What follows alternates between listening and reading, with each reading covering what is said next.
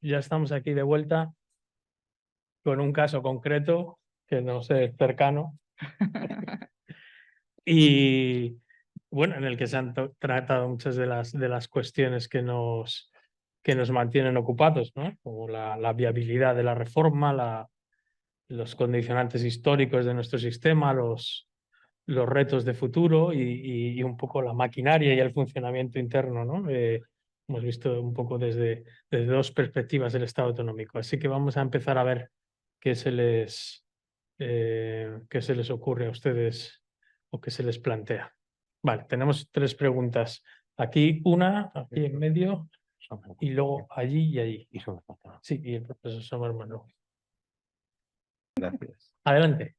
Sí, es una reflexión y una pregunta para José Tudela. Usted ha señalado en el bloque tercero de su intervención, ha hablado del reto federal, ¿no? De cómo es importante que en ese cambio o en ese futuro que cambie el sistema autonómico español, que tiene rasgos federales, lo cambie hacia un sistema federal, es importante en sí mismo el cambio nominativo, es decir, definir la futura España federal como una España federal, como un modelo federal. Bien, el cambio de nombre ya implica o expresa un deseo de cambio o de análisis crítico con respecto a la España autonómica. Es decir, la España autonómica ha sido importante en nuestra democracia, pero su evolución ha tenido algunos problemas, en mi opinión, importantes problemas. Ha señalado también que habría que aprovechar, obviamente, para modernizar el sistema político, y que exigiría, entre otras cosas, establecer bien las competencias centrales del Estado, del Gobierno, del Ejecutivo, las competencias de los entes federados, etcétera, etcétera. Y, naturalmente, establecer los mecanismos para el buen funcionamiento del modelo federal, me imagino. Eso implica, en mi opinión, un análisis profundo del sistema autonómico, de su evolución histórica, de los enormes problemas que también ha generado o que tiene. Y también la importancia que ha tenido en sí mismo el sistema autonómico, que es mucho más que una descentralización, como indica el señor Urkullu. Eso exige, por ejemplo, el que tengamos en cuenta análisis como los que han hecho importantes constitucionalistas o politólogos, entre ellos usted, entre ellos Roberto Blanco Valdés, ahora olvido otra persona, pero se me ha olvidado, lo siento, el propio Alberto López de Basaguren, etc. Es importante Santiago Muñoz Machado, también actual presidente de la Real Academia de la Lengua Española, pero que ha elaborado importantes informes de análisis colectivos, además, grupales, con un equipo amplio del sistema autonómico español y de las posibles alternativas a los problemas que tiene. Porque efectivamente sería muy problemático, tremendamente problemático, el que el modelo federal que se constituyese en España tuviese dos regiones, dos comunidades que fuesen con una relación confederal. Sería la negación de mi concepción personal, yo estoy en la Asociación de Federalistas del País Vasco, de mi concepción de un Estado federal para España. En definitiva, esto sería gravísimo. Pensemos que Cataluña y el País Vasco son ejemplo de dos nacionalismos, de dos comunidades muy ricas. Es el nacionalismo de los ricos, que impone o impondría un sistema confederal para España. Y, como dice usted, sería la aceptación de una profunda asimetría para dos comunidades que, en definitiva, tendrían todas las ventajas de un Estado que propiciaría, que les ayudaría, porque aseguraría un mercado, aseguraría, en definitiva, unas reglas y unas posibilidades enormes, muy ventajosas. Bien, y finalmente estoy de acuerdo con usted que en su pesimismo, en que si no hay condiciones políticas mejores, si no hay una capacidad de interlocución entre los dos grandes partidos de nuestro país, si no hay posibilidades de pactos, sería imposible abordar una reforma de la Constitución y, en definitiva, cambiar radicalmente nuestro modelo autonómico para llegar a un modelo federal simétrico. Bien, sí. Gracias. Vamos. Luego, por favor, un poco más de concisión Sí, y preguntas más concretas, si puede ser. sí, para el profesor Tudela, sobre el Poder Judicial, específicamente sobre el gobierno del Poder Judicial. He visto que la Fundación Jiménez Abad recientemente han reflexionado sobre eso y me gustaría saber, en ese doble enfoque de márgenes o límites de la descentralización y posibilidad de modernización, mejora en un momento en el que está en grave crisis el gobierno del Poder Judicial, pues a ver qué reflexiones al respecto puede compartir. Vale, tenemos. Una pregunta clara y directa. España no puede ser o no debe ser una cárcel para nadie. Si hay sectores que no hay voluntad de unión, ¿qué hacer? No digo que se le ponga un incentivo para salir con un 30%, con un 20%, pero que se le ponga unos incentivos democráticos importantes, pero algo habrá que hacer. Vamos. Ya contestamos una primera ronda. Vamos a tomar una pregunta más y contestamos una primera ronda. Algunos comentarios. Creo que tiene una importancia enorme para el tema de nuestro curso los resultados electorales. ¿Por qué? Porque es la culminación de un proceso iniciado hace 20 años, cuando se llevó al Constitucional el Estatuto de Cataluña, de territorialización de los resultados electorales. Es decir, estamos viviendo lo peor de la consecuencia de una deriva de la derecha española hacia el nacionalismo español, en sus dos expresiones del PP y de Vox, que hace que la derecha haya tenido una sobreprima electoral en el resto de España, pero haya pagado en Cataluña y en Euskadi las consecuencias de ese nacionalismo español rancio. Y creo que esto es preocupante. Espero que lleve al Partido Popular a pensar que tiene que ir cambiando parte de sus posicionamientos políticos, porque creo que es muy significativo señalar que el proceso lo ha pagado el nacionalismo independentista catalán con los resultados electorales. Segunda cuestión. La propuesta de Urkullu nos está llevando a una propuesta de mutación constitucional.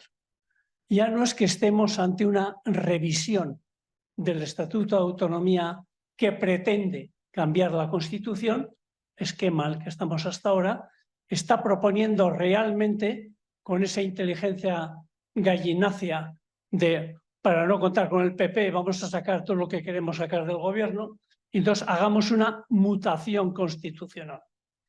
La disposición adicional primera es un pozo del que creo que poco agua puede extraerse ya, pero en todo caso, si se extrae más agua, tendrá que ser mediante las reglas de la revisión del Estatuto y de la revisión de la Constitución, con sus mayorías correspondientes agravadas en muchos de los temas que están planteando. Vale. Sí, y acabo. Obviamente los límites en los que estamos ahora es la secesión por un lado o la confederación por otro, porque el Estado tiene que ser eficiente. Y desde ese punto de vista, la repetición electoral puede acabar siendo la respuesta ante unas exigencias excesivas por parte de unos y de otros. Gracias. Vale, muy bien. Pues le paso. Esperamos, ahora vamos a darle la palabra a los ponentes y luego buscamos otra ronda de preguntas. Maribel. Bueno, yo creo que casi todas las preguntas no eran para mí. Pero Bueno, hablando un tú di lo que poquito de, opines de las cuestiones. bueno, sobre todo he apuntado alguna cuestión sobre el proceso y los resultados electorales. A mí personalmente me da mucha rabia cuando se llega a decir, claro, es que si no fuera por Cataluña y Euskadi, los resultados electorales habrían sido otros. Bueno, y si no fuera por Madrid y Castilla y León, habrían sido otros. Claro, si nos ponemos a quitar comunidades autónomas, claro, cada uno quita la que les interesa, ¿no? O sea, creo que el resultado electoral ha sido el que ha sido porque la política territorial jugó un papel clave y, por cierto, porque se metió en la campaña, o sea, no, no ha caído del cielo. Luego, el procés lo han pagado los partidos independentistas en la última. Bueno, yo creo que el resultado del procés, los resultados electorales de la última es un poquito más complejo. Primero, yo no diría que el procés lo han pagado los partidos independentistas, hablo por los que vivimos aquellos años allí, el procés lo pagaron mucha gente. Pero diría que no solamente no ha sido por el proceso, yo creo que ha sido ver que hay otra vía. Creo que ha tenido mucho que ver en los últimos años las crisis que estamos viendo, la pandemia, la guerra en Ucrania, ahí hay un cambio, creo, internacional clarísimo, sinceramente. Sinceramente creo que lo hay. Y del resto, pues sí, yo creo que algunas propuestas sin pasar por una reforma constitucional, ahora mismo bastante improbable, tampoco las veo muy claras, ¿no? Y la secesión y la confederación, pues yo no diría que es un tema de eficiencia, diría que es un tema que en nuestro modelo constitucional ahora mismo no cabe, ninguna de las dos. No, no es que no cabe. Hasta donde entiendo yo el derecho constitucional. Pero...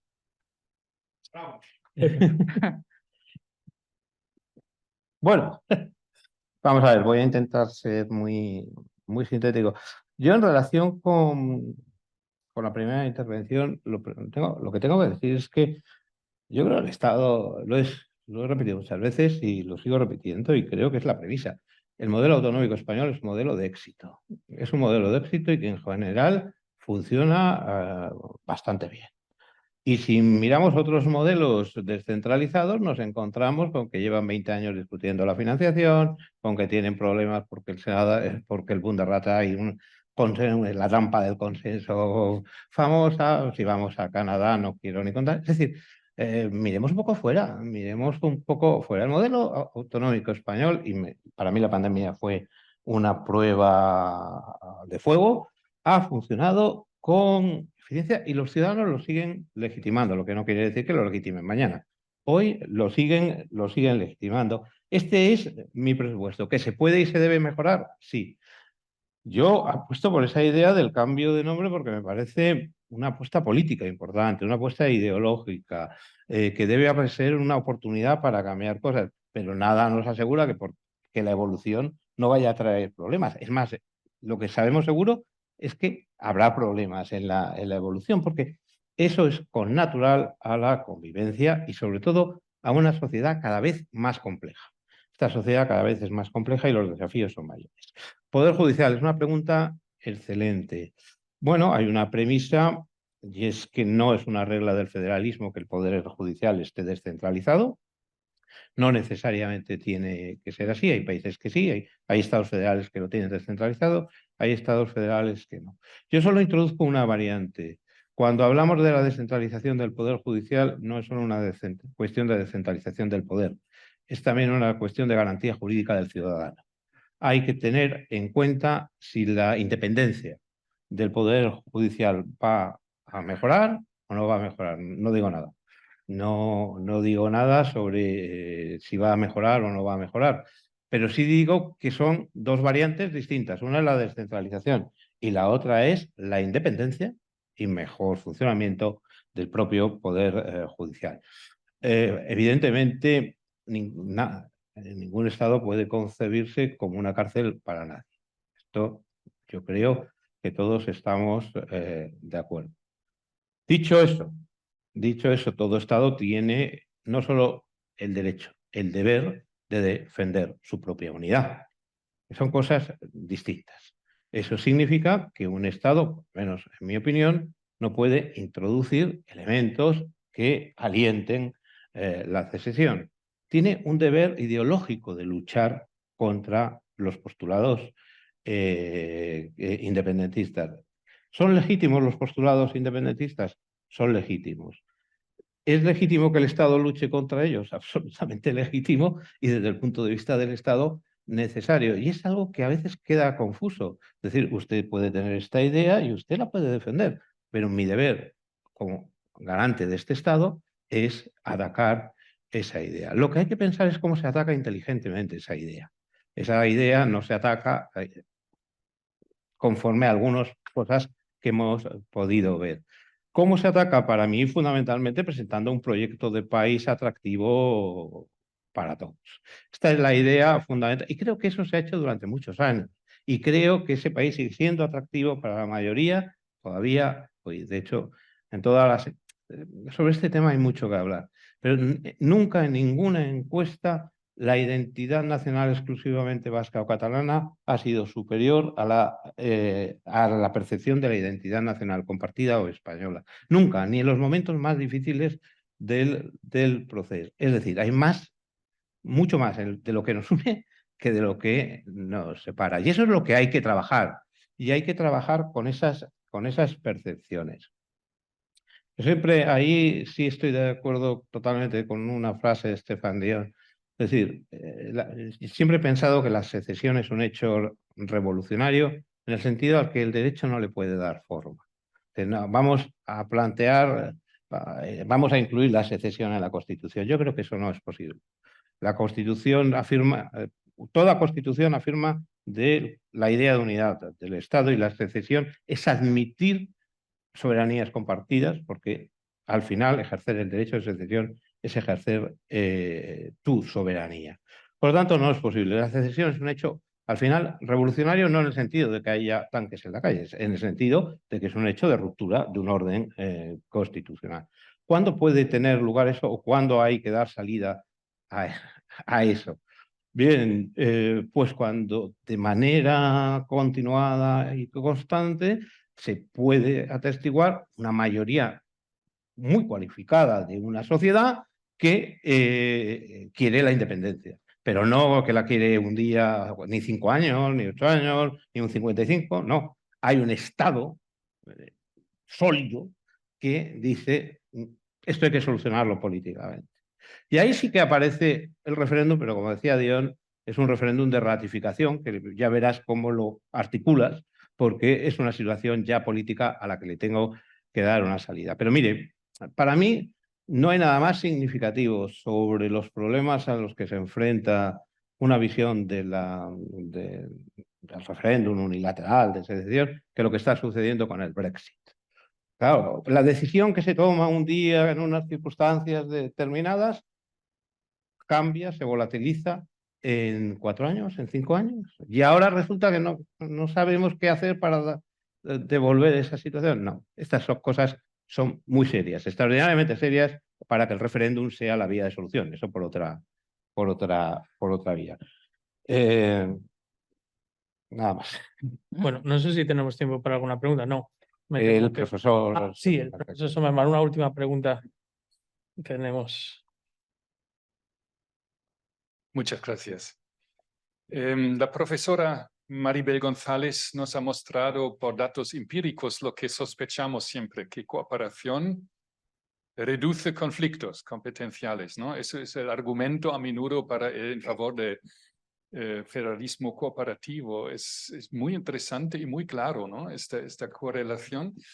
Yo me pregunto si de una parte se coopera bien, especialmente en las conferencias sectoriales en España, y de otra parte, lo que el profesor José Tudela ha dicho, hay más o menos 2 Españas. No quiero utilizar este término que tiene muchas connotaciones, ya sé que son muy fuertes, pero usted ha dicho que hay que cooperar. España no es solamente una parte, es también la otra. Y solamente si hay esta cooperación puede ir avanzando la sociedad, ¿no? Yo me pregunto, de una parte parece observarse este cisma en la sociedad de dos alas políticas y de otra parte, en la práctica, la cooperación funciona muy bien, los conflictos disminuyen. Y a primera vista eso es una cierta contradicción. Y me interesaría preguntarles si tienen una explicación para esto. Pues sí, casi contesto yo más que médico y te lo digo. Intervenir así, si os parece, porque Maribel va a tener que marcharse antes, entonces igual le vamos a dar primero la palabra a ella, por si la tenemos que sacar de la mesa. A ver, yo creo que la cooperación funciona más en lo que se venía a decir el día a día, ¿no? Resolver los problemas de la gente, los problemas cotidianos, las políticas públicas.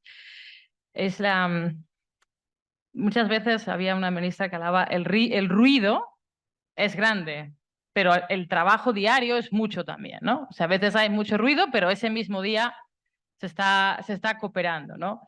Y es cierto que, por ejemplo, cuando acudes personalmente a algunas de estas reuniones o conferencias, hombre, siempre puede haber alguno, siempre todo, pero en general hay un espíritu de colaborar. Y sobre todo, por eso la crisis ha sido importante, ¿no? O sea, el peso que tuvo en los gobiernos autonómicos cuando se sentaban a negociar en todas las conferencias las cifras diarias de enfermos, de muertos que tenían sobre la mesa, era clave. O sea, la voluntad de cooperar, de salir de allí como fuera, era clarísima en todas las reuniones. Yo recuerdo incluso que hubo una reunión de la Conferencia de Asuntos Generales del Senado, de Política Autonómica, que es una conferencia, es muy especial esta reunión, porque en esta, cuando va a la comisión, perdón, no conferencia, la comisión, el gobierno de España, no solo participan los senadores, sino que puede ir cualquier presidente autonómico. Y había bastante nerviosismo en el gobierno de España porque varios presidentes autonómicos dijeron que iba a ir. Era lo peor de la pandemia. De hecho, los presidentes de las islas no pudieron venir porque no podían viajar. O sea, era un momento muy crítico. Fueron incluso algunos presidentes autonómicos particularmente beligerantes, léase Isabel Díaz Ayuso. Dijimos, bueno, esto va a ser... Bueno, pues los presidentes autonómicos fueron muchísimo más comedidos, muchísimo más colaboradores, Díaz Ayuso incluida, muchísimo más tranquilos que los senadores en sus preguntas. Y decíamos, claro, es que ellos están en los despachos resolviendo y saben qué tan grave es la situación. Entonces, esto yo creo que ha sido un factor importante, ¿no? ¿Qué tan grave es la guerra en Ucrania que nos tenemos que sentar y sacar la declaración de Palma? Porque necesitamos que la gente nos vea unidos, porque el sacrificio que le vamos a pedir es muy importante y tienen que creer en nosotros. Entonces, ese efecto yo creo que las crisis sí lo pueden provocar. Por eso te pueden llevar a colaborar o a lo contrario, a que digas, bueno, voy a ver si saco rédito y... Que son los populismos en muchos países, incluido el nuestro, ¿no? Voy a intentar sacar rédito de una crisis o voy a hacer un ejercicio de responsabilidad, lo cual no significa que después vaya a firmarte un pacto de Estado o que te vaya a renovar el Consejo General del Poder Judicial. O sea, que luego puedo a la vez, es una pena, pero pues creo que son dos cosas distintas.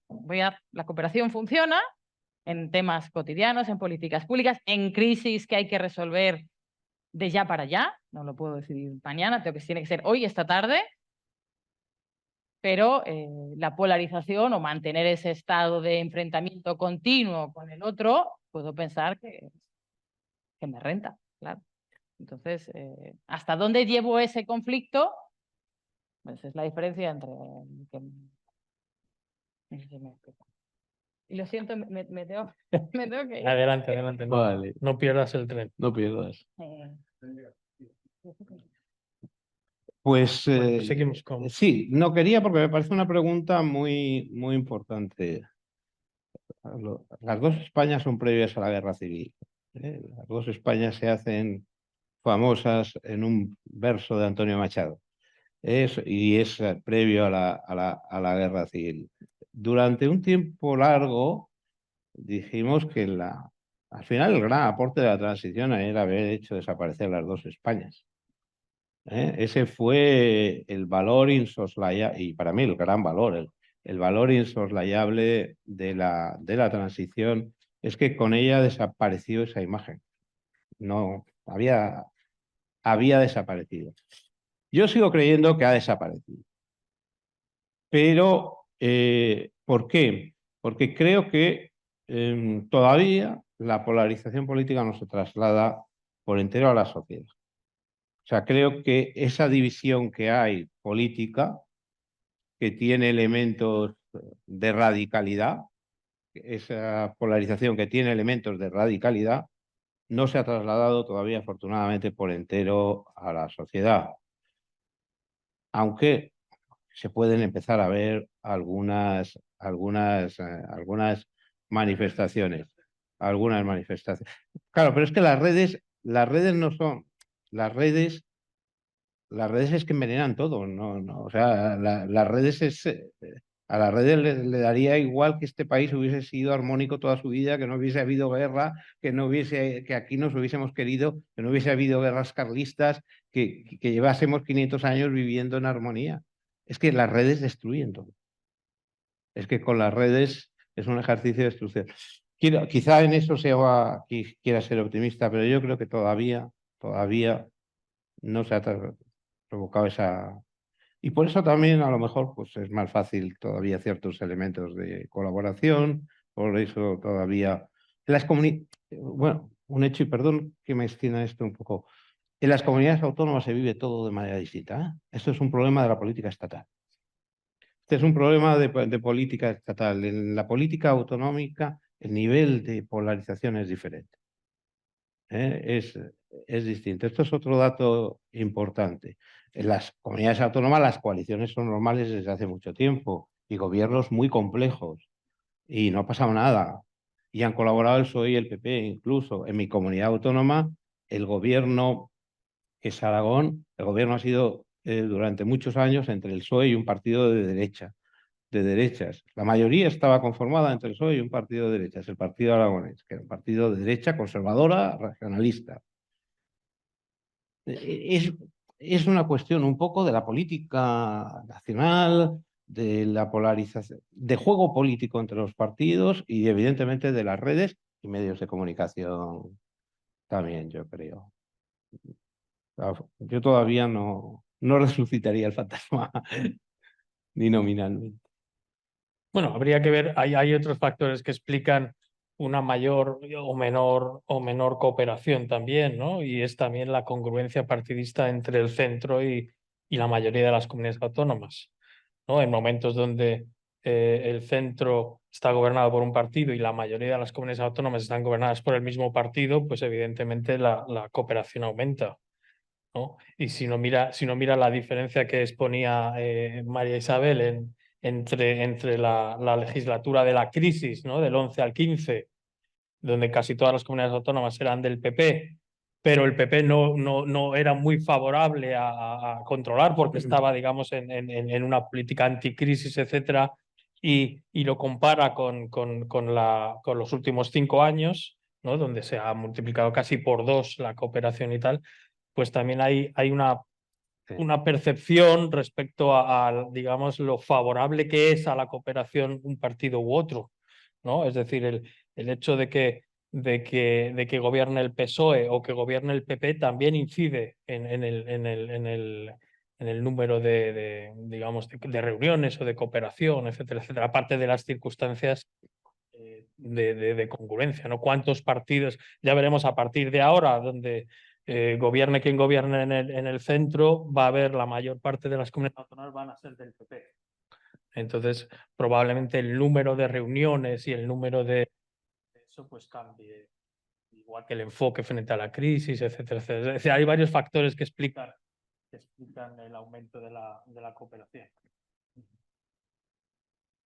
Bueno, pues yo creo que con esto podemos ir a comer tranquilamente.